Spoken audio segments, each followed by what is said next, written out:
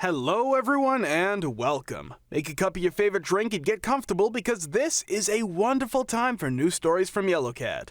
Send your own stories in the comments below and maybe they'll be in our new video. Lawyers/public defenders of Reddit. What is the dumbest case you have ever had to argue? I represented a guy who asked Chick-fil-A if they would donate anything as a giveaway for a car show he was running. They agree and hand him like 300 free chicken sandwich coupons. The thing is, there was no car show. The guy just convinced them there was and pocketed all the coupons. For those wondering, this is theft by deception. Chick-fil-A is theoretically out like $4 per sandwich. Chick-fil-A doesn't sue, they just tell the cops and they take care of the rest. I didn't handle final disposition, but he'd have gotten probation. Client was charged with violating his probation by failing to provide a drug screen. His defense? He tried so hard he started, so it's not like he chose to not give a screen. 30-some-odd-year-old man testifying to that in court straight-faced. The DA had to duck behind the podium to stop laughing. I have two court stories. One's I heard secondhand, but still good if you don't mind. The first I heard while at lunch with the state prosecutor and public defender. The case was pretty cut and dry.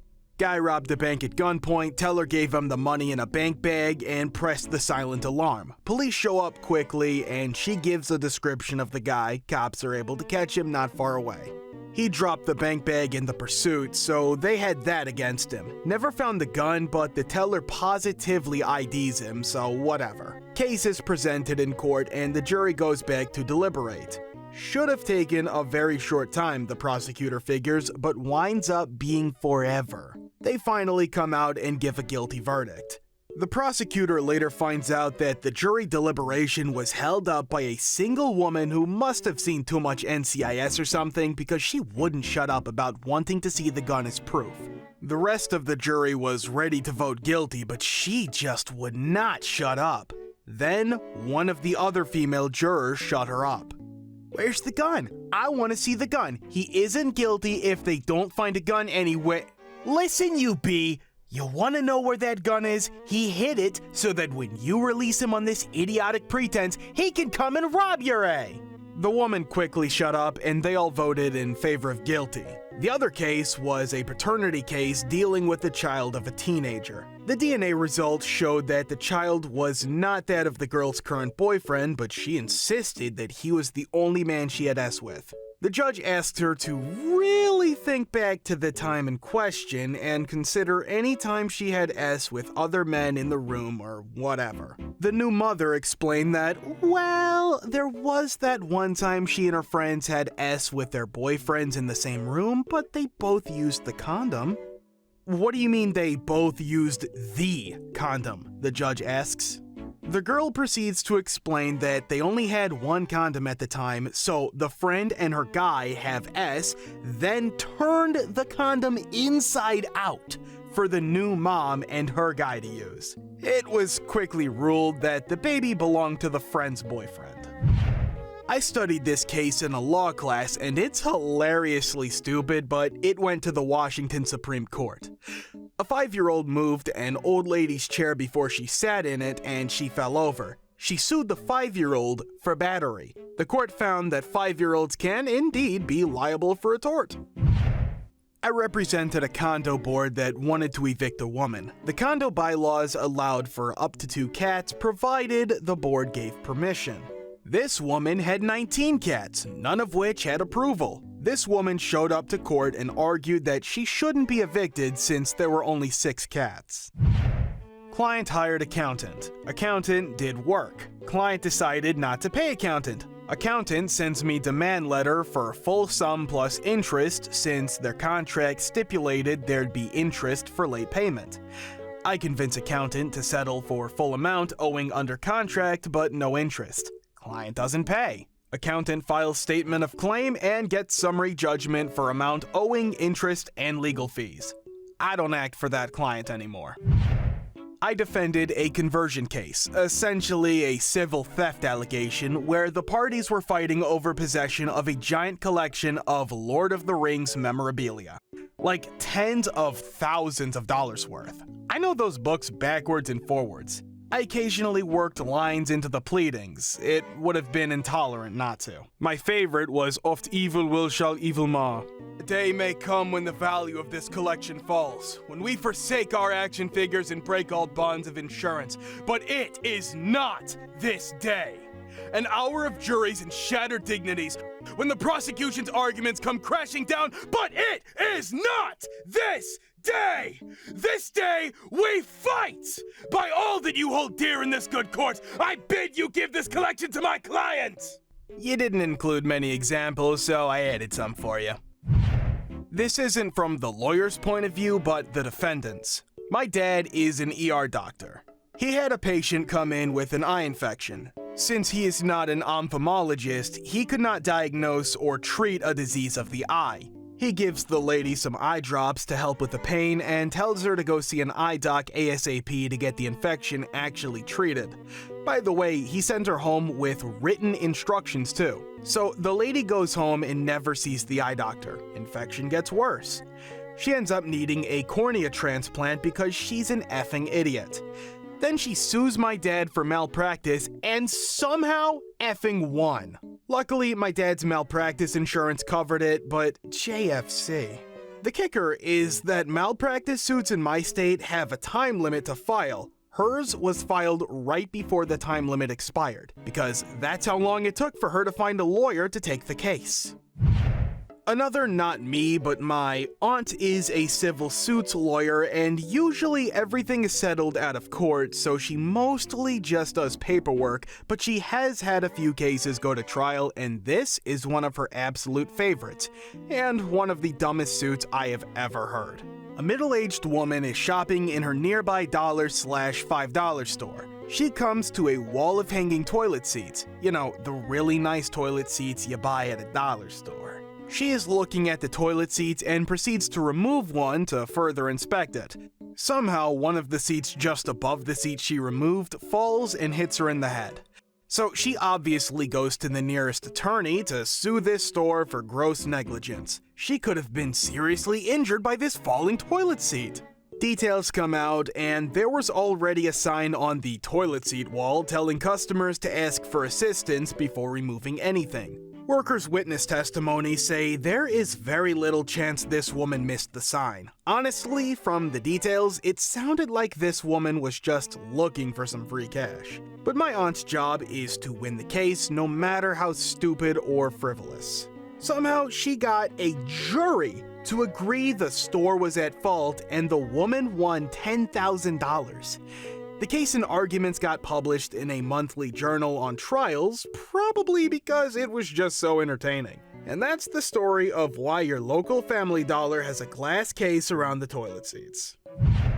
Not my client, but I listened to a hilarious plea negotiation for a granny who was busted for a DUI. She was like 83 and arrested for driving a boat of a caddy. Anyway, negotiations were going well until the prosecutor, who is flipping through pages and pages of this granny's rap sheet, gasps and says, Mima was tried for attempted murder in '73. Witty barbs were traded, the defense attorney argued the merits of Granny's acquittal, and eventually the prosecutor offered a reasonable plea, but not after much speculation about whether Granny did it.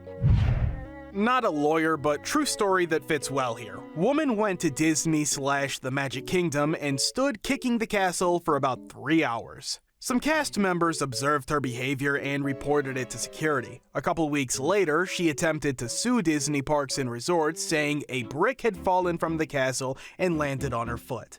The castle isn't made out of bricks, end of case.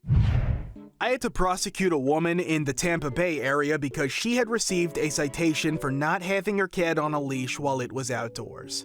The poor old lady brought in pictures of her outdoor cat to show how cute it was. I'm not even fully convinced she owned the cat, as all she did to care for it was put some food and water outside by her shed. At that point, I was fully convinced of two things. The first being that my civic duty had been more than satisfied by imposing a fine upon this poor old woman. Also, that Florida was not the place for me, as everyone in the courtroom actually seemed to think getting a fine from this woman was just and worth the taxpayer time wasted to achieve the same.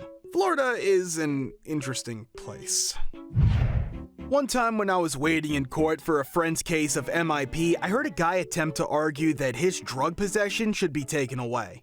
The drugs were found in a search of his car after he was pulled over for making an illegal turn onto a one-way street that ended up being legal. His argument that the stop was not legal, so the search of his vehicle was done illegally, was denied by the judge because the possession was filed as a separate charge, meaning the search was considered to be done with probable cause unrelated to being pulled over. The judge was a real A about it too. He kept repeating, "But did you have drugs on you?" ignoring every argument the kid said until he said yes and changed his plea to guilty. Not me, but when I lived overseas with the military, I decided to sit in on a trial because why not? The trial was about a guy who bought TVs on base, which are somewhat cheaper because of no taxes, and used them for a private business of his off base, which was a mixture of an American breakfast restaurant in the morning and a Buffalo Wild Wings in the afternoon and evenings with the trivia and sports games. Anyways, living in East Asia at the time, it was nice to get a slice of home. Apparently, buying stuff on base and using it off base for a profit is counted as black marketing because he was exploiting the advantages of the exchange on-base department store. He ended up being convicted, and the TVs he bought with his own money were confiscated, and the people that took them weren't too gentle with the wiring. The owner eventually had to close the restaurant because the TV gimmick was what really drew in business. Real shame.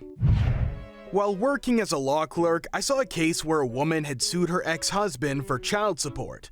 The couple had lived abroad where the husband had all costs paid, high salary, executive position, and the woman was a stay-at-home mom. The woman cheated on him with the tennis coach, they divorced, and she moved back to Sweden. The husband moved back as well and claimed he was unable to pay child support because he was now unemployed and all his savings, like $1 to $2 million, had gone to the apartment he bought, a purchase he justified by saying there was no other apartment available. Another story. Young guy gets charged with jumping a subway turnstile and assaulting an officer who tried to eject him.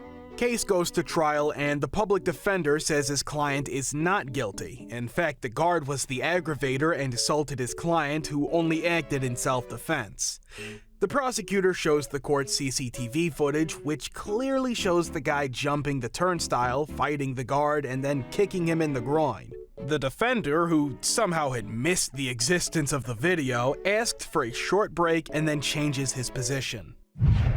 Not lawyer, but family self-defended, so kinda. My grandparents sold their house. Right on closing day, the buyers called them up and told them they were withholding $30,000 from the sale price because my grandparents had left holes in the walls from paintings and such, removed trees and plants from the backyard, and removed an entertainment unit which was specifically listed as not included in the sale documents. Literally wasted 6 months of our lives defending ourselves, gave my grandma an ulcer from the stress, and they lost in the end and were forced to pay for pain and suffering and whatnots.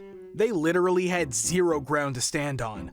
We think that they were assuming that most people couldn't afford to be out $25,000 and potential legal fees when they had just bought a new home, but my grandparents were downsizing and not in the mood to be effed with. My grandpa defended himself, and man, oh man, is he scary as S to be questioned by as a grandfather, let alone on a witness stand. Apparently, the wife of the buying couple almost cried when questioned by him. The judge later complimented his legal abilities.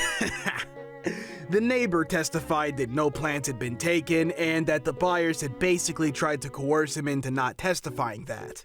The holes in the walls were tiny as S and to be expected, and the wall unit BS was just the craziest, being that it was literally listed in the sale as not included. It wasn't built in, but looked like it. The sad thing is that my grandma literally cleaned the house spotless and left them a welcome gift basket. They're such effing nice people, and two a-holes decided that they could be easily effed with.